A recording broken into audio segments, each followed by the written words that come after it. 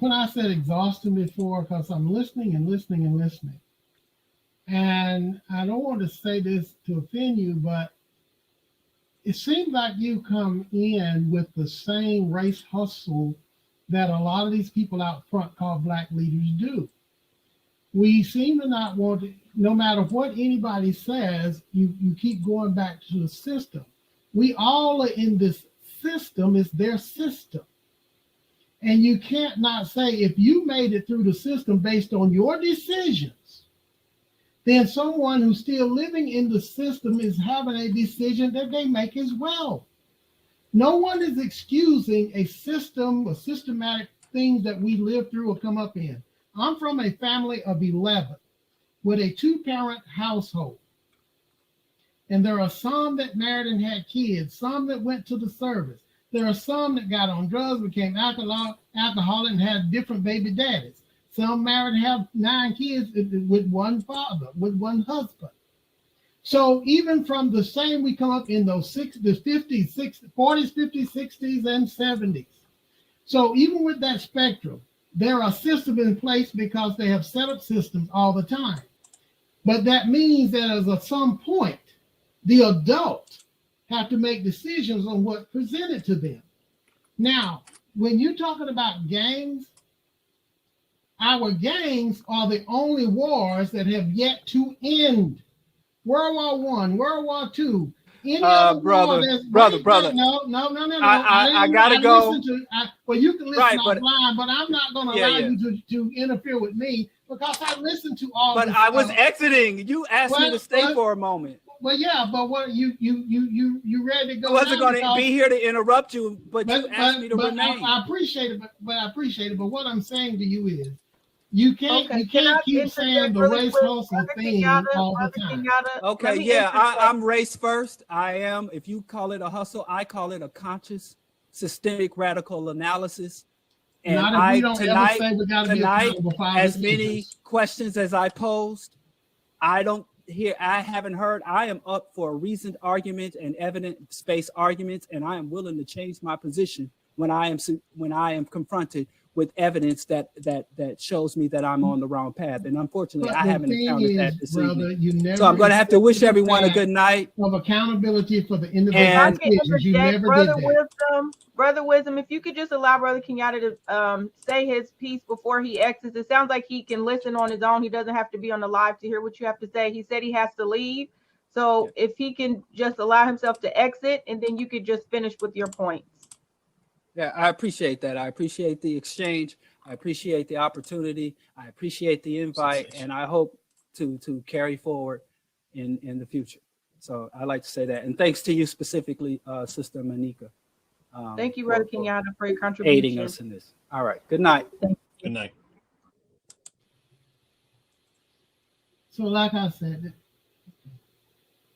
it's sad that we still seem like every one of these type of Pan-African people, the one thing they will not want to talk about is individual or group accountability in the conversation, in the dialogue. Every time we revert to that, it always goes back to the system of what's set up. Then we was talking about, and when they talk, and they always talk from the liberal side because they want to attack the right. I can tell when they bring up the president's list, like their president list are not a cause of a lot of issues in our own communities. Moreover, when you say that, when you're talking about Trump says he wants to have more white babies, well, Joe Biden, the one told the black people in their meeting that by 2054, that the white people will be the minority, and you must get used to working with this Spanish. Why didn't he bring that up? It wasn't just Trump. Trump just has a bigger voice at that time. A lot of people are concerned about the annihilation of their own race. Period.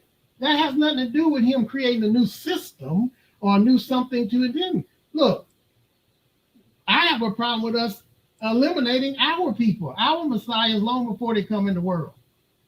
But he didn't bring that up, all the millions of us that never made it to see. And we still remain at 13%, when it could have been a greater percentage due to abortions and murder and everything. Just because the FBI, whoever drops guns on the street, that don't mean you have to pick them up and kill your own people. Thank you.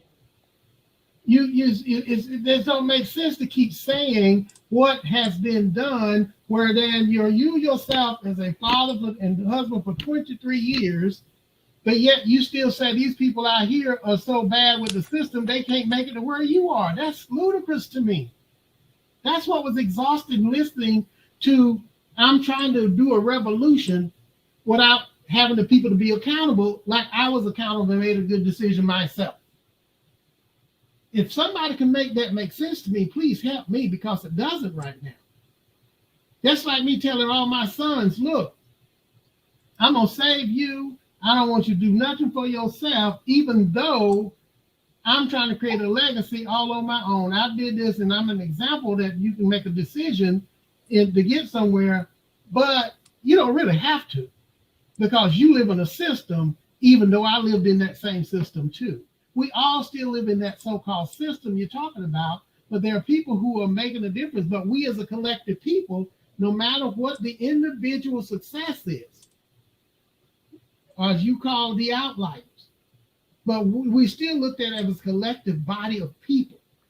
We're all going to be at the same level no matter what we do individually. We're still looked at as the same class. So if we're going to be fourth-class citizens, guess what? The doctors, the lawyers, and any chief that's black gonna still be considered fourth-class citizens, just with a higher level of degrees or prestige or whatever they have, a little more money. But you're still in the same collective. But if we can never have self or collective accountability, because I would say this to everybody when they was talking about, they went over to Africa saying, here's some money, but you got to promote LGBTQ. And I come back to say, that's our fault in America, that we have representation trying to tell somebody else about our brother how to live, because we never push back. We vote for those same people that give us the same policies that hurt us. We keep living through something and we won't take self-accountability, because why? It hurts. It's painful.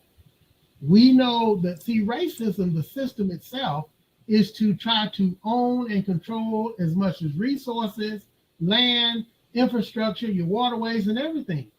So you can't revolution anything if you don't want to own anything. I mean, that's the fact. I mean, we just got to stop with this. We all understand that there's a system in place, just like the 13th Amendment. If I tell my sons, look, you go out here and go to jail or prison, you become a slave. That's in writing. You're not free at that point. You're enslaved. It's in writing in the 13th Amendment. So where's their accountability for trying to stay out of trouble? And they don't care. They keep going back and forth and back and forth. You like being enslaved, but that's not self-accountability, because it's a system. The 13th Amendment did it to you. That's what the race hustlers say. Meaning, when I say race hustlers, let's use the weak of us to make us look like we're trying to help them, even they don't have to be accountable. It's sad that when you can make yourself better, but yet you say nobody else can make a decision like you made yourself. Thank you.